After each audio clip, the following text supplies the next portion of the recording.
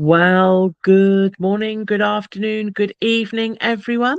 This is Sam Marshall welcoming you to the next edition of the World According to Sam Marshall podcast. I'm absolutely delighted today to be able to introduce Jay Blake. Jay and I have been friends for years.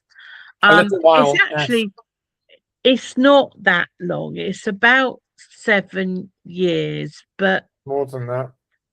is it more than okay? Jay and I have been friends for 100 years. So we are going to do our utmost to stay on track. We rarely do. We often meander off. And as you know, those of you who watch my podcast, meandering is normally a good thing. However, I am going to do my absolute utmost to keep this conversation to 30 minutes, 45 at maximum, because Jay's going to be a recurring guest. I know he is. So without further ado, I'm going to pass the virtual microphone over to Jay, and I'm going to let him introduce himself in however he wishes to do that. Jay, Wow, over to okay. you. So, so many options as to how to introduce yourself. And Sam, when we were talking about today's conversation, said we were going to talk about LovePayroll. And people who know me of old know that I used to be a portfolio career person, very much like Sam is, and have heard it often said that if you focus on one thing, you might have more success.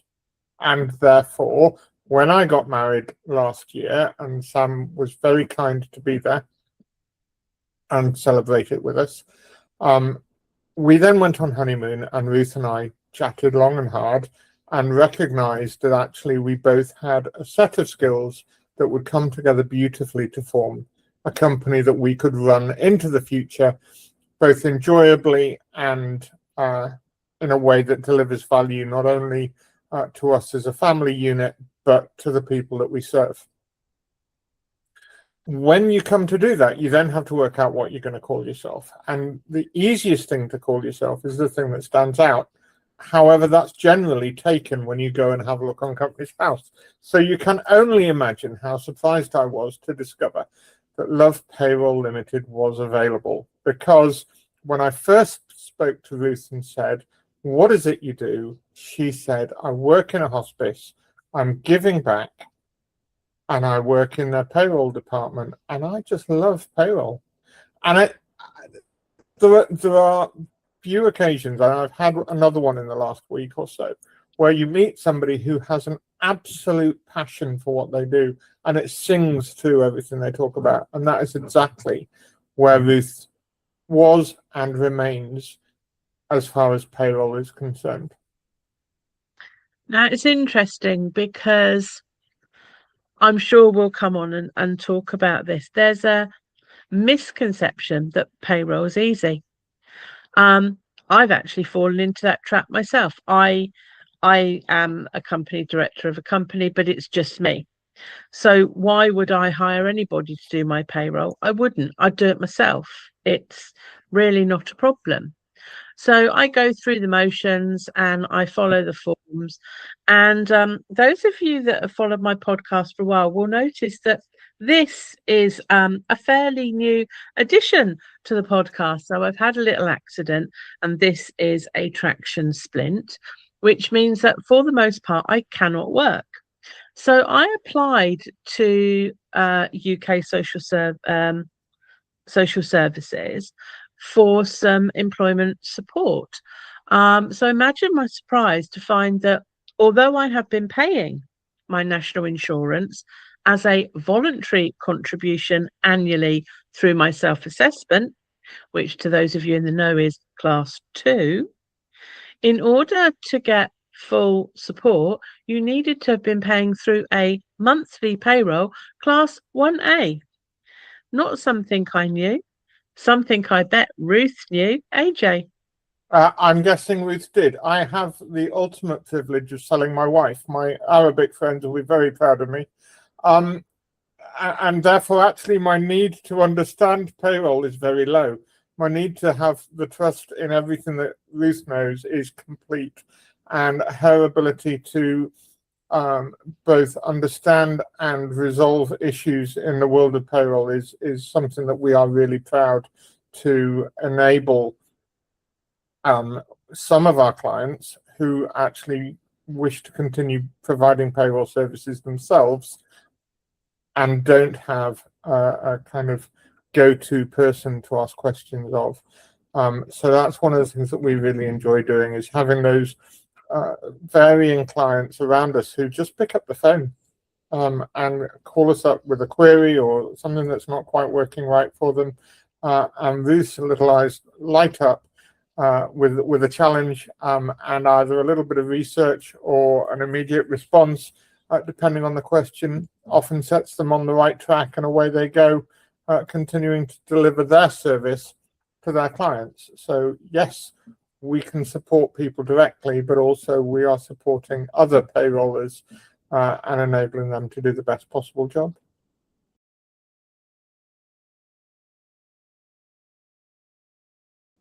I was with you earlier today, in fact, when you gave an analogy of a hospitality background that explains, I think, very succinctly why payroll services are important. Would you like to share that analogy with the listeners? Absolutely. I talk about one of our ideal clients being a relatively large hospitality venue. There are still a number of hospitality venues that don't yet fall within a chain. Yes, there are lots of chains, many of which I'm sure we can think of, but there are still those hospitality venues that have got a load of staff and for whom the owner of the business can also be the head chef, just how these things happen. So picture the scene. It is late on a Friday night. The head chef has just cleared down, everything is sorted out in the kitchen, and then he remembers that he still has one more item left on his to-do list before he shuts down for the night, and he grabs for his laptop in order to run payroll. Problem is, you see, that there are a couple of things about him you need to know. One, like many head chefs, he has a little bit of a temper to him, particularly after a very long and fractious day and a long week as he has been working in the kitchen. He doesn't like payroll, and if truth be told, he's not particularly good at it, so he makes an error. The issue is that he makes an error on the pot washer's payslip. Now, £5 to you and me might not be a lot of money, but to the pot washer, that's the difference between whether he takes his girlfriend to the cinema on Friday night or Saturday night or not. And actually, it is that level of detail. We treat every payslip that comes across our desk as though it was to somebody that we know or a member of our family, because actually it's that important. And we want to always ensure that people have been paid at the right time, the right amount, and that they have clarity and understanding as to what has impacted on their pay. I've known you a long time, and you made reference previously to a portfolio business. One of the things that's always stood out as you've had each of those businesses is being a safe space, being somewhere that is both confidential, that treats everybody equally according to their needs, according to what is required by them at the time. And I think that's a really great platform on which to base something that is money. Yeah. I'm sure that you could quote me chapter and verse when I say money is the root of all evils in the Bible. It's a quotation there somewhere. I'm sure it is. I think what is interesting, again, you've heard me, yes, we've talked about your safe space. I had it as a domain at one point. And I have that privilege. It's happened a couple of times, even just this week, of people saying, I've never told anyone this before, ... and then carrying on that sentence. But you've also heard me say that trust is my drug of choice. And actually, we now talk about the fact that we don't sell payroll. Because if you sell payroll, it's very easy to look at a product and try and compare it to what you think is the same product from someone else and comparing the prices. And we will always, that's not fair. We will often lose the race to the bottom because we're not aiming to be the cheapest payroll supplier. We are aiming to be the most trusted.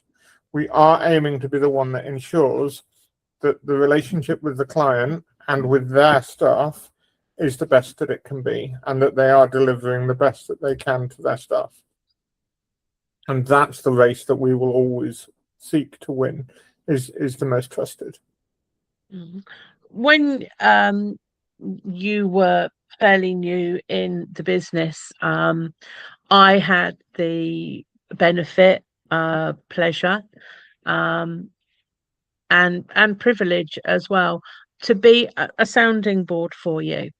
And you'd come across a potential client, come on board, and there had been an historic issue with their payroll. And you had to handle that. And you had to handle that in a way that you kept that client because that was important to you at the time. And with sensitivity to what had gone before. And not that I gave you any help at all in that one, I just listened. But the way that you dealt with it was with calm, with fact, and by showing them how it changed everything moving forward. Now, that's all part and parcel of building trust. That's all part and parcel of relationship building. You have for a long time believed in relationships first, and out of relationships will come business. And I heard a great statement this week. It was 3 words, and it's gone in one ear and out the other. And it's relationships before, and it was something like relationships before prices, or relationships before profit. Go on. Or profit. Yes, I think it is actually. I think it is. I'm sorry, as I say, it went in one ear and out the other. But that is something else that I really admire about you. You don't walk into a room going, buy my stuff, buy my stuff, buy my stuff. You walk into a room saying, this is who I am. Can we have a coffee? Yeah. Now, and that's important. I think if we I walked into a room last night.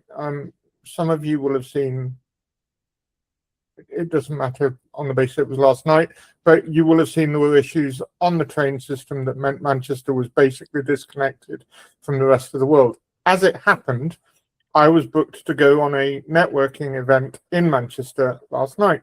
I drove. I like to drive. It gives me freedom and flexibility and all of that good fun stuff. However, that meant that there were 8 or 10 of us at a networking event for 60. And 2 of those 8 are people that I had known from years ago. And yet there was still that connection. They still remembered who I was, and have now opened opportunities for other discussions going forward. So I think one of the things that we must all remember as we're traveling through this thing called life is that it's how people feel when we leave them that's crucial in whatever scenario. And the more we can genuinely care about the other person, the more they will eventually genuinely care about us.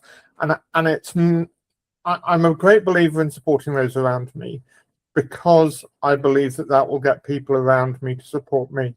And it's rarely a one-to-one thing. As it happens between you and I, it is, which is wonderful, and I treasure it so much. However, generally, you will find that you can give and give and give to all sorts of people. And if you worry about the one-to-one, it'll never work. If you worry purely about what you're delivering and giving into those around you, you will then find that perhaps other people will start giving into you. Just seems to be my experience. Yeah.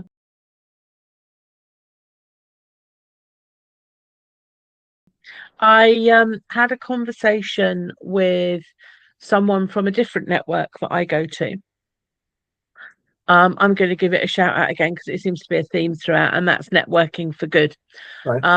And I had a conversation with this lady who said 24 years ago, she was in a network meeting and she met another lady who was into travel. Mm-hmm. And I believe that lady was from Travel Counsellors. Right. That's almost irrelevant, but it was a network market traveling company. And my contact said to me it was a pleasant enough conversation. There was no immediate requirement from me to do anything. So we nodded, we acquiesced, we got together on whatever social media came in the intervening 20 odd years.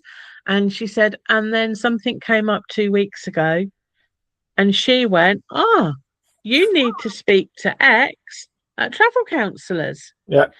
24 years after the initial meeting, she put forward a contact that, if it comes off, will be that person's annual income done and dusted. Brilliant.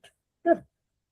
And that's the power of relationships. And I'm going to talk on another podcast about my relationship with a gentleman who sold Juice Plus products. Right. Robert. You know my Robert story. In a nutshell, Robert took one look at me and went in his head, she's fat, she needs to lose weight. Juice Plus can help her lose weight. She's my ideal target. He targeted me. He talked at me for 10 minutes. When I said no, he walked away and didn't want to know.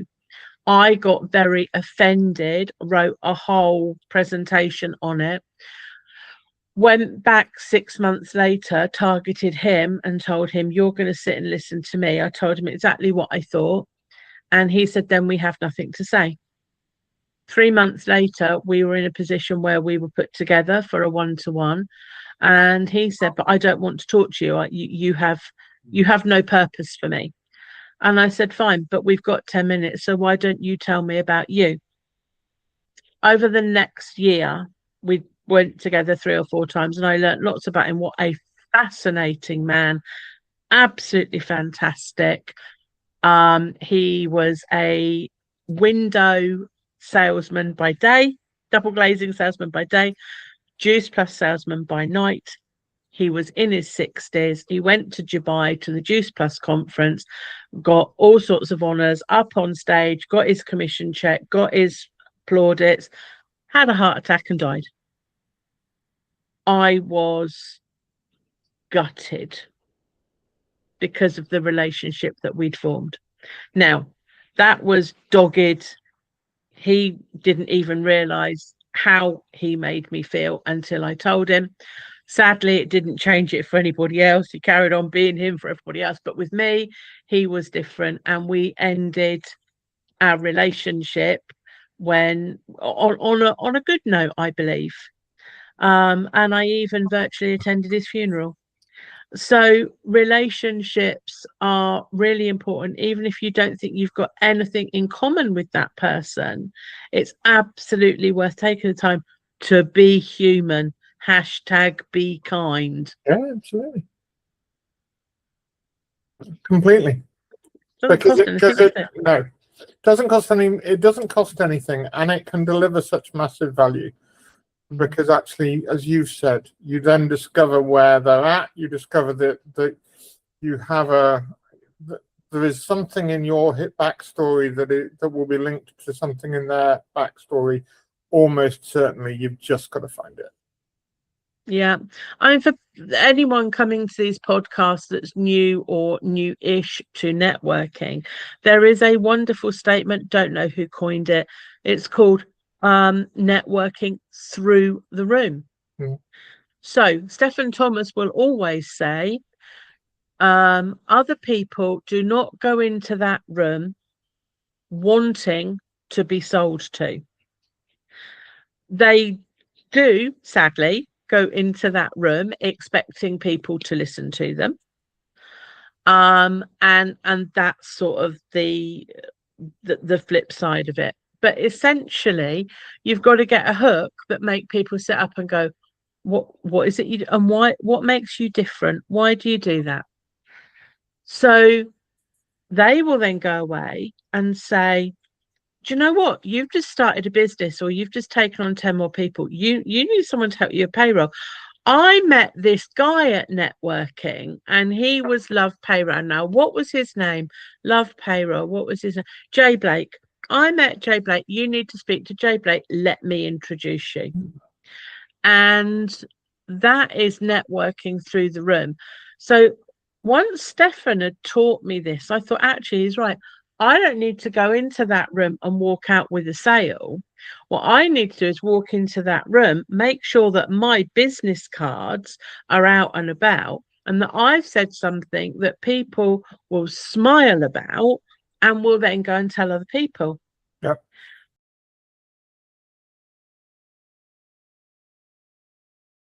One of the first things I ever said to you was, okay, Jay Blake, what's great in your world?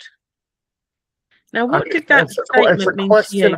It's a question I love coming back to again and again and again, because in the darkest of dark hours, there is often something that is above the surface that features in the what is great category. And that might be the smallest of things. In the same way as in the darkest of dark hours, what's the one thing that you can do today? And so, yeah, it is one of the most phenomenal questions you ever ask me or other people. And I treasure it greatly. And very occasionally I will forget the exact wording, and you'll just get a message from me going, "What's the question?" But it's a really good question, because it like all these things, we are where we focus. So if the focus is on what is great, if the focus is on what can I do, not what I can't do, if the focus is on what is progressing, then we're always moving in the right step. It's the same as, I'm hoping you have recalled my question about breakfast. Absolutely. And I use that so much now. Would you like to explain to our listeners what your breakfast is? I'd love to. Whenever I describe it, people think I'm not asking a genuine question, and I am. So Sam knows I'm going to ask her this. But what did you have for breakfast? This morning, Jay, I had a bacon roll. Awesome. And can you change that? No, because I've eaten it now, Jay. And that's my point. So we spend so much time and effort trying to change what we had for breakfast. I was speaking to somebody the other day, and he said he'd had Cheerios. And I said, well, can you change it? He said, yes, I can have cornflakes tomorrow. And I said, no, you can't change that you had Cheerios this morning. And that's the point. We can't change the Cheerios that we've had. We can't change the thing that we said last week, 20 years ago, the decision that we made. Any of that stuff, we can't change. We can change how we feel about it, how we react to it, or what steps we take today to adjust things that bowl of Cheerios has caused. All of that we can do. But the actual bowl of Cheerios, we can't change. And the more effort we put into trying to change the Cheerios, the more frustrated we will be, because you can't change what you had for breakfast. So it's now just a one-word question in our house. It's breakfast. Yeah. And I think it's an amazing one.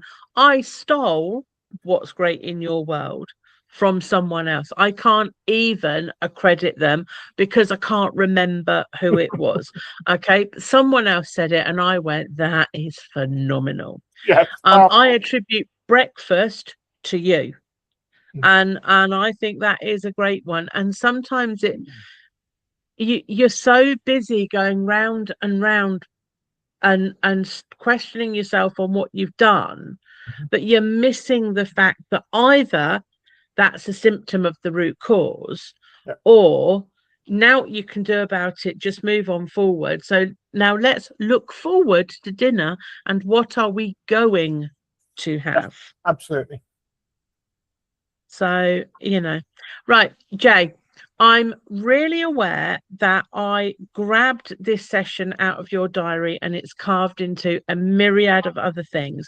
So this is quite a short session for us. But you're going to come back time and again. Definitely, yes. Have you got any last words, last requests, or thoughts that you'd like to leave the listeners with for today? Wow. I think the one thing that I would say is look at that one thing. There are 500 things on your list of things that you want to do or achieve or whatever. But what is that one thing? And if there was that one little thing that you could do that would make the biggest difference, what is it? And if there is anything that I can do to help you achieve that one thing, I genuinely want you to pick up the phone or drop me a message on LinkedIn or however you want to reach out. Because if I can, whatever that is, then I will, because that's just part of who I am. Thank you, Jay. And because you've seen my podcast before, I have a contact sheet that gives your most appropriate link, and that goes at the front of the video, it goes at the end of the video, and it probably goes twice in the middle as well. So you and I will chat about what you want me to put out there, and you mean it. And actually, you above all people, pick up the phone and talk to me is absolutely your preferred method. This is a phone. It is a communication device. I accept that. You can send messages on it. I accept that. But we still call it a phone. That is still a phone. I quite like my phone, and I like to use it as one, because actually sometimes that voice-to-voice thing makes a difference. It certainly does. And on that note, Jay, I'm going to thank you so much for your time. Tune in, see what else is coming up in the world according to Sam Marshall. But for now, from Jay, from myself, it's bye for now. Bye-bye.